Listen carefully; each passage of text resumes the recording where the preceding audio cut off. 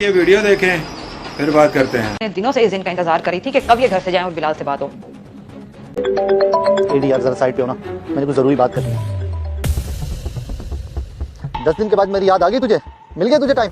Bilal try to understand, मेरी शादी हुई है और ये 10 दिन मैंने जिस अजाब में गुजारे मैं ही जानती हूँ। और वैसे भी कभी दावतों पे जाना और कभी आउटिंग पे टाइम ही नहीं मिल रहा था।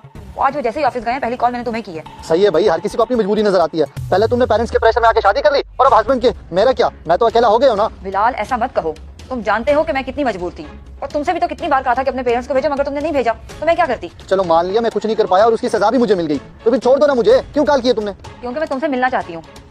देखो बिलाल, मेरी शादी बेशक किसी और से हो गई है मगर प्यार तो मैं तुमसे ही करती हूँ ना। तुम बस जल्दी से रेडी हो जाओ, मैं तुम्हें पिक करने आ रही हूँ। चलो ठीक है, मैं यहाँ स्टेडियम में बैठा हूँ, आ जाओ इधर। मुझसे क्यों मिलने आई हो? छोड़ दो मुझे मेरे हाल पर, अब क्या फायदा। मुझे अगर अब्बू ने कसम न दी होती तो मैं कभी उससे शादी ना करती, मगर अभी भी कुछ नहीं बिगड़ा। मैं आज भी तुम्हारी हूँ, मुझे सिर्फ तुम्हारा साथ चाहिए और तरीका बताओ कि मैं किसी तरह उससे जान छुड़वा लूँ, फिर हम शादी कर लेंगे। क्या हुआ बॉस, रुक क्यों गए हो? हम नीचे बैठते हैं।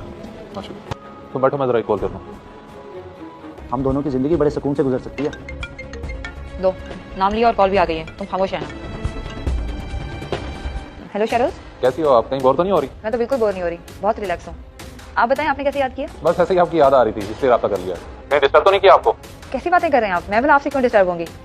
आपने मुझे मिस किया, सो स्वीट ऑफ यू। बस मैं मीटिंग से फ्री हो रहा हूँ और कुछ ही देर में घर पहुंच रहा हूँ। I have a surprise for you. मैं घर चलती हूँ, वो आने लगा है और तुमने मुझे फाइनल बताना है कि तुम मुझसे शादी करने के लिए तैयार हो भी सही या नहीं, ताकि मैं रिलैक्स हो जाऊँ। अच्छा ठीक है, मैं तुझे बता दूंगा। मुझे रास्ते में स्टेडियम ड्रॉप कर देना, मेरा मैच शुरू होने वाला है। तुम मैच ही खेलते रहना, चलो। लगता है आपकी बेटी आ गई है, अपने हिसाब से कर लें इससे बात।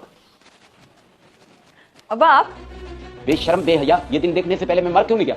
मेरी तरबियत में ऐसी क्या कमी रह गई थी जो तूने यही घटी हरकत की? शादीशुदा होकर किसी गैर मर्द से मिलने जाती है तू। शरोज ने आज तुझे अपनी आंखों से देखा है होटल में। तो क्या गलत किया मैंने? आपने भी तो अपनी कसमें दे इनसे मेरी शादी करवाई थी ना। मैंने बताया था आपको अपनी पसंद के बारे में, मगर वो आपको पसंद नहीं था। और अब ये मेरी जिंदगी है, जो चाहे आए करूं इसमें। आप कौन होते हैं मेरी जिंदगी में मदाखलत करने वाले? बेटा मैंने तो तेरी भलाई सोची थी कि शरोज एक अच्छा लड़का है, किसी चीज की कमी नहीं आने देगा, तुझे रानी बना के रखेगा। सॉरी अंकल जी, मगर अब मैं ऐसा नहीं कर सकता। अगर मुझे पहले पता होता कि किसी और को पसंद करती है तो मैं इसे शादी ना करता। आज से मैं इसे आजाद करता हूँ, ले जाए इसे अपने साथ ही। मुझे भी कोई शौक नहीं है तुम्हारे साथ रहने का। और आप भी सुन लें, कोई रिश्ता नहीं है मेरा आपके साथ। आज से जा रही हूँ मैं।